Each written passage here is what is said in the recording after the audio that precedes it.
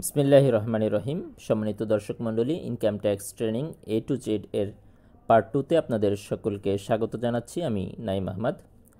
তো আশা করছি এই ভিডিওটি যারা দেখছেন তারা সকলেই আমার ইনকাম ট্যাক্সের যে প্রথম যে ভিডিওটি ছিল পার্ট 1 সেটি দেখেছেন, এবং যেখানে আমরা বেসিক্যালি আমাদের টোটাল ট্রেনিং প্রোগ্রামের যে একটি আইডিয়া কিংবা কী টপিকস নিয়ে এবং কী ধারাবাহিকতায় আমরা আলোচনাটা করব তার একটি সামারি আমরা সেখানে তুলে ধরেছিলাম, এবং সেখানেই বলেছিলাম যে আমরা প্রথম ট্যাক্স রেটস যেগুলো আছে, অর্থাৎ বিভিন্ন করের যে বিভিন্ন হার যেগুলো আছে বা যে হার অনুসারে ট্যাক্স আমরা সরকারকে পরিশোধ করে থাকি বাংলাদেশের ট্যাক্স আইন অনুসারে, সেইগুলো নিয়ে আমরা প্রথমে একটু আলোচনা করব। তো স্বভাবতই সেখানে আমরা দেখিয়েছিলাম যে individual tax, corporate tax rates, তারপর হচ্ছে ইন্টারন্যাশনাল ট্যাক্স রেটস, এগুলো নিয়ে আমরা ধারাবাহিকভাবে আলোচনায় আসব। তো স্বাভাবিকভাবেই সবার প্রথমে আলোচনায় আসতে হয় আমাদের ইন্ডিভিজুয়াল যে ট্যাক্স আছে সেই ইন্ডিভিজুয়াল ট্যাক্স রেটস নিয়ে, কারণ এই জিনিসটি সচরাচর আমাদের খুব বেশি দরকার পড়ে। তো দেখুন এখানে শিরোনামটা একটু খেয়াল করুন, ব্যক্তি কর্তাদের ক্ষেত্রে কর হার, অর্থাৎ ইন্ডিভিজুয়াল যে সত্তা আছে ট্যাক্স আইন অনুসারে তাদের ট্যাক্সের হারটা কি হবে। তো এখানে বেসিক্যালি কোম্পানি ও ব্যক্তি সংঘ ব্যতীত, এটি ব্র্যাকেটে লেখা আছে, এটি আরও সহজে বোঝার জন্য শুধু কোম্পানি ব্যতীত লিখলেই হতো। ব্যক্তি সংঘের প্র্যাকটিক্যাল উদাহরণ আসলে আমাদের দেশে খুবই কম। তো নর্মালি আমরা চিন্তা করতে পারি কোম্পানি ব্যতীত যত ধরনের প্রতিষ্ঠান কিংবা ব্যক্তিসত্তা আছে সবাই আসলে এই স্ল্যাব অনুসারে ট্যাক্স পরিশোধ করে থাকে। তো তারপরে একটু আমরা যদি দেখি, কোম্পানি ও ব্যক্তি সংঘ ব্যতীত নিবাসী ব্যক্তি করদাতা, অর্থাৎ বাংলাদেশে বসবাস করেন এবং পাশাপাশি নিবাসী বলতে যদি বাংলাদেশে কেউ প্রবাসেও থাকেন তিনিও আসলে মানে এই স্ল্যাব অনুসারেই ট্যাক্স দিয়ে থাকবেন।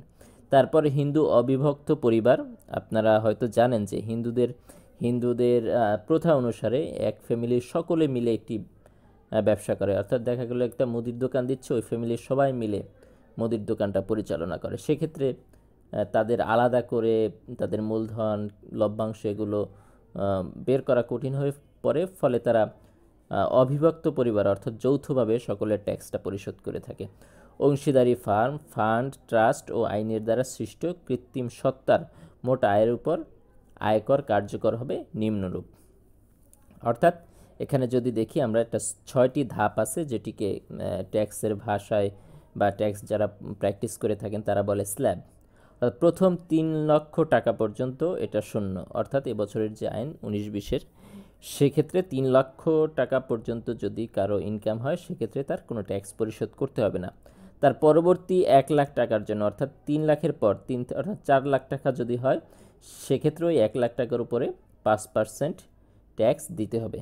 এরপরে পরবর্তী 3 লক্ষ টাকার জন্য, অর্থাৎ 4-এর পরে আরও 3 লক্ষ টাকার জন্য 10% হারে ট্যাক্স দিতে হবে।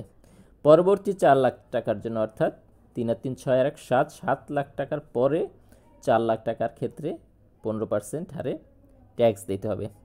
একইভাবে পরবর্তী 5 লাখ টাকার 20% ট্যাক্স দিতে হবে, এবং এরপরে অবশিষ্ট যে আয় থাকবে তার উপরে 25% ট্যাক্স দিতে হবে সরকারকে। তো এরপরে আসুন দেখা যায় যে 4টা ব্যতিক্রম আছে, অর্থাৎ আমরা যে স্ল্যাবগুলো, এই কেবল যে স্ল্যাবটা দেখলাম আমরা যেখানে 6টি ধাপ আছে, এর 4টা ব্যতিক্রম আছে। প্রথম হচ্ছে নারী কিংবা 65 বছরের অধিক বয়স্ক ব্যক্তির ক্ষেত্রে এটি 3.5 লক্ষ টাকা পর্যন্ত ট্যাক্স মুক্ত হবে। অর্থাৎ আমরা খেয়াল করলাম 2টি জিনিস, এর আগে যেটা দেখেছি 3 লক্ষ টাকা পর্যন্ত, একটু দেখুন 3 লক্ষ টাকা পর্যন্ত হচ্ছে শূন্য, এটি হচ্ছে শুধুমাত্র পুরুষের জন্য। নারী কিংবা 65 বছরের অধিক হলে 3.5 লক্ষ টাকা হবে। প্রতিবন্ধী ব্যক্তি হলে তার ক্ষেত্রে এটা 4.5 লক্ষ টাকা হবে। মুক্তিযোদ্ধা হলে এটা 4,75,000 টাকা পর্যন্ত ইনকাম ট্যাক্স মুক্ত হবে। আর যদি এই পর্যন্ত যতজনের আলোচনা আসছে, নারী হোক, পুরুষ হোক, প্রতিবন্ধী হোক, মুক্তিযোদ্ধা হোক, কারো যদি কোনো প্রতিবন্ধী সন্তান থাকে সেক্ষেত্রে সে আরও 50,000 টাকা অতিরিক্ত ট্যাক্স থেকে মানে ট্যাক্সের আয়কর মুক্ত ইনকাম তার হবে। অর্থাৎ ধরুন যে সে নিজে প্রতিবন্ধী, তার 4.5 লক্ষ টাকা পর্যন্ত ট্যাক্স ফ্রি। তার যদি আবার একজন প্রতিবন্ধী সন্তান থাকে সেক্ষেত্রে তারটা হবে 5 লক্ষ টাকা পর্যন্ত ট্যাক্স ফ্রি। আর যদি স্বামী স্ত্রী দুইজনেরই সরি, শুধুমাত্র যে পিতামাতা সেটা নয়, তারা যদি পোষ্য সন্তানও হয় অর্থাৎ জাস্ট অভিভাবক হয়, সেক্ষেত্রেও তারা এই সুযোগটা পাবে। আরেকটি ব্যাপার হচ্ছে স্বামী এবং স্ত্রী দুইজন যদি অভিভাবক হয় সেক্ষেত্রে দুইজনের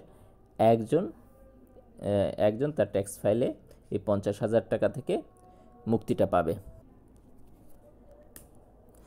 এরপরে আমরা যে জিনিসটি দেখব যে নির্দিষ্ট শ্রেণীর করদাতাদের উপর করের হার।